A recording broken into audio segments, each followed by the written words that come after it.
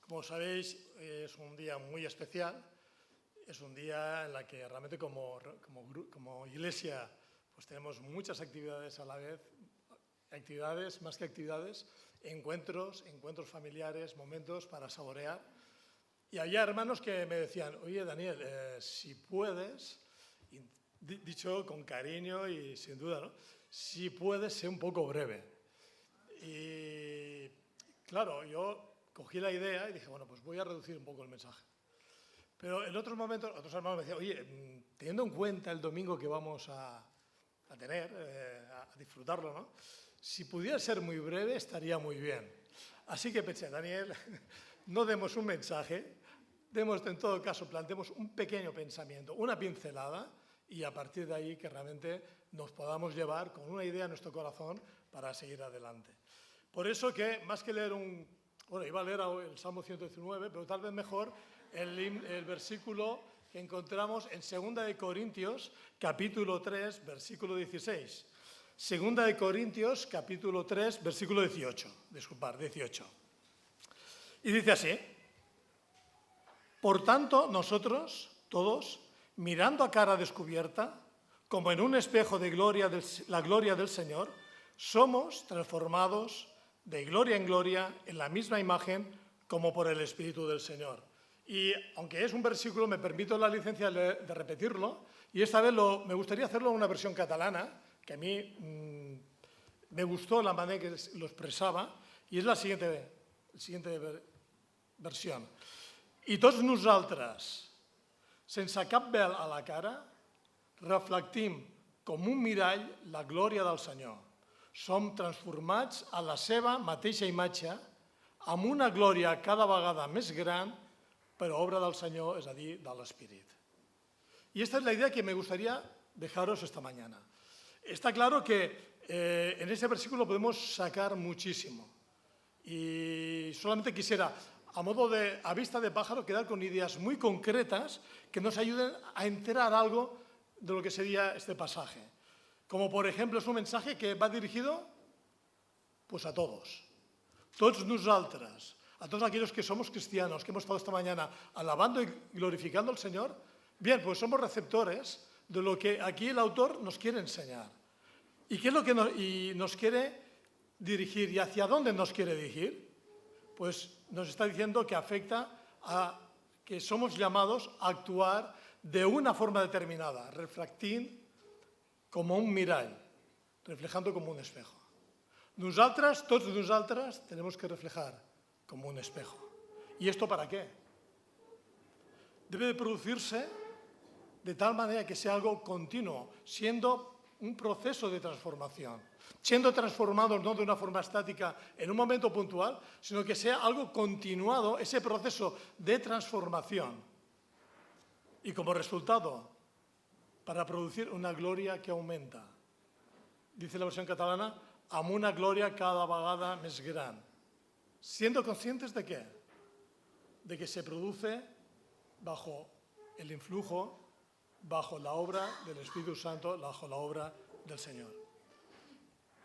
Y esta es la idea. Ahora bien, fijaros, este mensaje hemos dicho que va y nos afecta a todos. Cuando digo todos, me refiero a todos los que estamos aquí, que conocimos al Señor.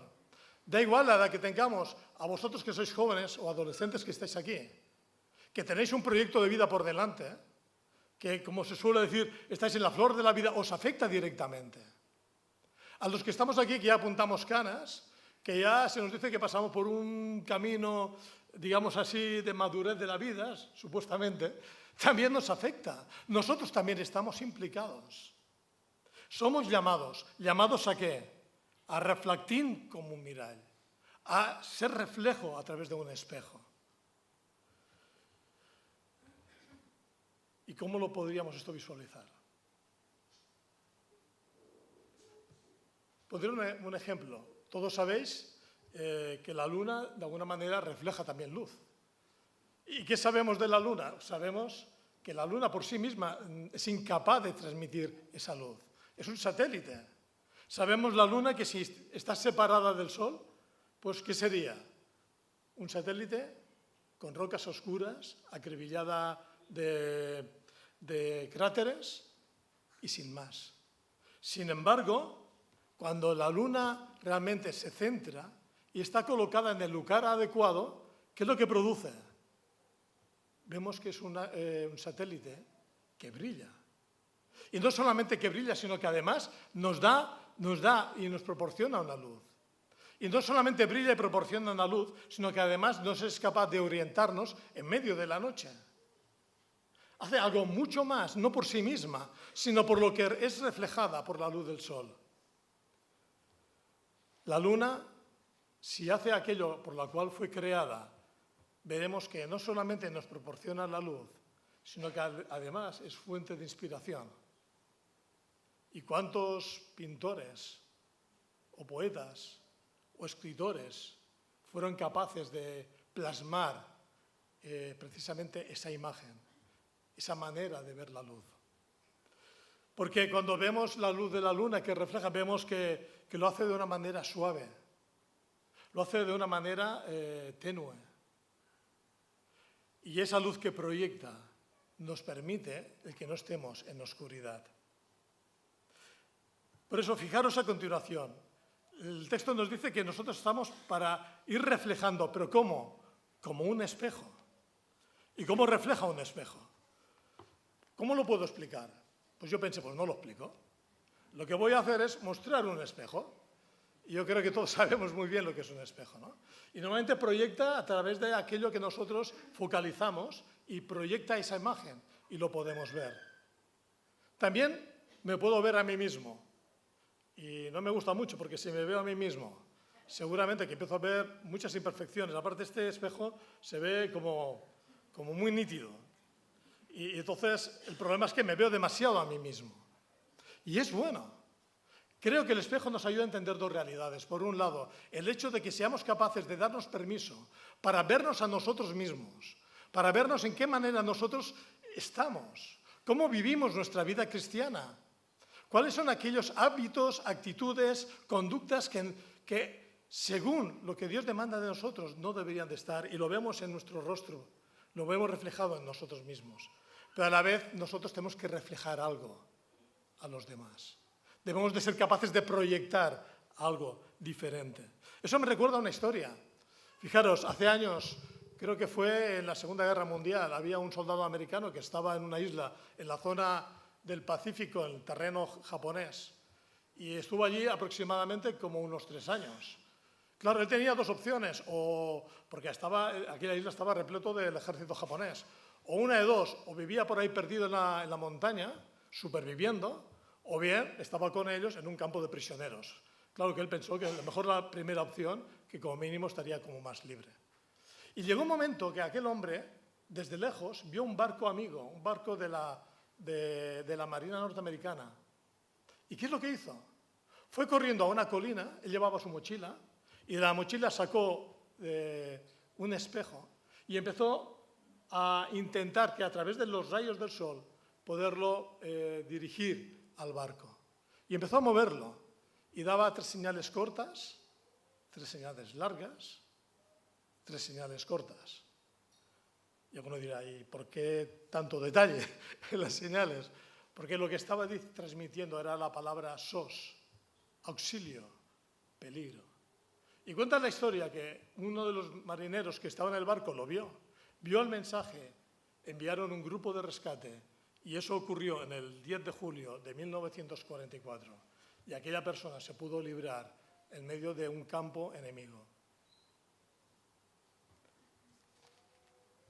Creo que aquel soldado se alegró de que tuviera en su mochila un espejo. Sin duda que estaría muy contento de ser capaz de conocer la clave de poder manejarse en clave Morse.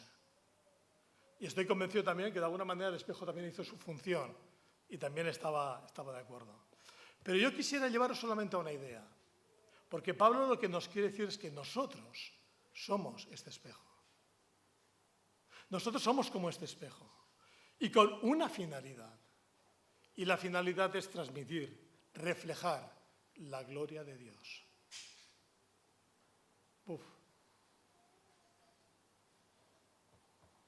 Así que cuando yo tengo un espejo, tengo dos opciones. O me miro a través de él para ver, para recordar qué partes en mí deben de ser cambiadas, transformadas, o bien puedo ser este espejo capaz de reflejar la imagen, la gloria de Dios en mi vida.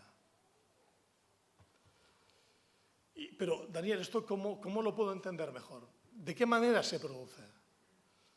Hay otra historia que quiero contar, pero no es una historia cualquiera, es una historia bíblica, es una realidad, fue algo que ocurrió hace años.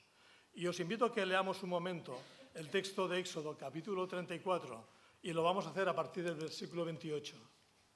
Éxodo, capítulo 34, versículo 28. Seguramente que me voy a parar y voy a hacer algún comentario muy corto, porque es que yo tengo la impresión que no puedes leer ese texto y quedarte tranquilo. O sea, llama mucho la atención. Por eso quiero que lo leáis. Fijaros lo que dice. Y Jehová dijo a Moisés, escribe tú estas palabras, porque conforme a estas palabras he hecho pacto contigo y con Israel. Y él estuvo allí con Jehová 40 días y 40 noches. No comió pan ni bebió agua, y escribió en unas tablas las palabras del pacto, los 10 mandamientos. Y aconteció que descendió Moisés del monte de Sinaí con las 2 tablas del testimonio en su mano. Al descender del monte, fijaros bien lo que dice a continuación, al descender del monte no sabía Moisés que la piel de su rostro resplandecía después que hubo hablado con Dios. Es tremendo, hermanos. Está en ese contacto personal, directo con Dios, de una forma intensa. Y cuando desciende, hay algo que él desconoce. Y es que en su piel estaba reflejando la gloria de Dios, ¿no? Y dice a continuación, y Aarón y todos los hijos de Israel miraron a Moisés, y he aquí la piel de su rostro era resplandeciente. Recalca la idea. Es que no fue un pequeño detalle, era algo impresionante. Ellos que estaban continuamente en contacto con Moisés, ¿qué puedo decir yo de su hermano y de los que estaban alrededor de él? De repente ven a un Moisés muy distinto. Algo había en su semblante. Y reaccionaron como personas. Dice, y tuvieron miedo de acercarse a él. No fue un momento aquello que hay gente que cuando sonríe tiene como una luz especial, ¿no? Sonríe un momento y era de continuo. Era un periodo largo en la que Moisés podía reflejar sobre su rostro algo muy especial. Y dice a continuación, entonces Moisés los llamó, y Aarón y todos los príncipes de la congregación volvieron a él, y Moisés les habló.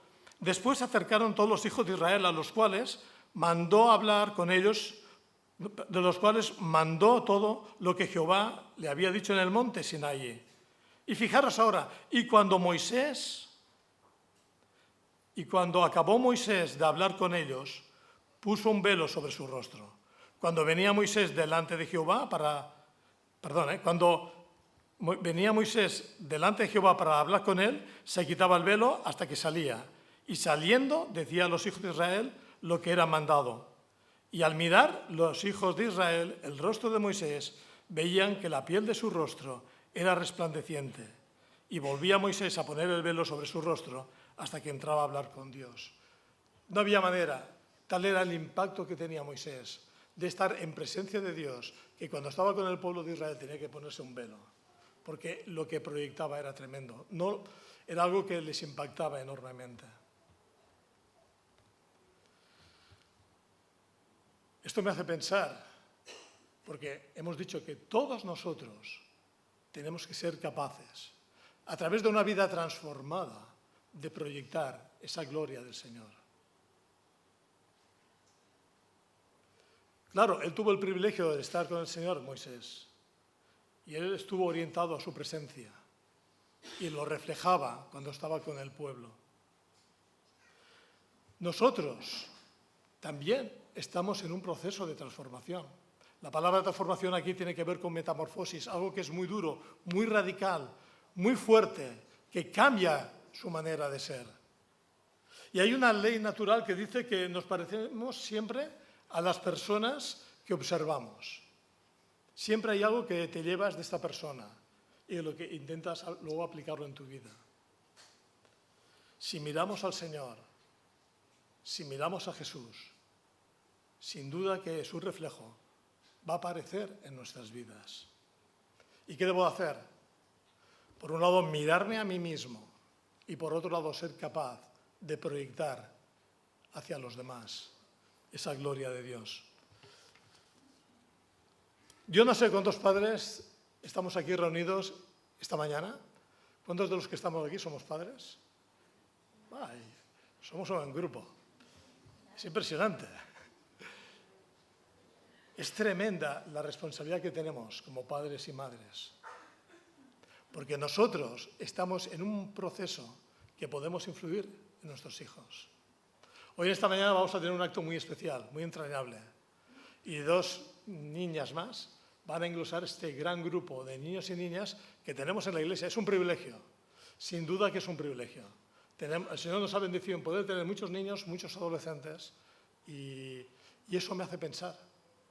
Me hace pensar cómo todos nosotros que tenemos esa perspectiva de ir transformándonos de día en día, podemos calar en sus vidas de tal manera que podamos reflejar no una religión, no una monotonía, sino algo auténtico, algo especial, una vida íntima con el Señor. Y eso se nota. Se nota cuando eres religioso, se nota cuando tú transmites algo que hay en tu corazón, que es real, que está dentro de ti. Hermanos, ellos no lo tienen fácil. Estas nuevas generaciones, a veces lo he compartido, el domingo pasado me lo estaba compartiendo, están en una etapa, en un periodo de la historia muy difícil. El mundo es cambiante, los valores cambian radicalmente. Como dice la Biblia, lo malo ahora se le dice bueno y lo que era bueno ahora se le dice malo. Y se están encontrando con diferentes choques de culturas, entre ellas la cultura cristiana basada en los principios bíblicos. Y necesitan saber cómo poder manejarse ante ese contexto. Ellos, al igual que todos nosotros, estamos corriendo una carrera, como dice el apóstol Pablo, y tenemos que alcanzar una meta.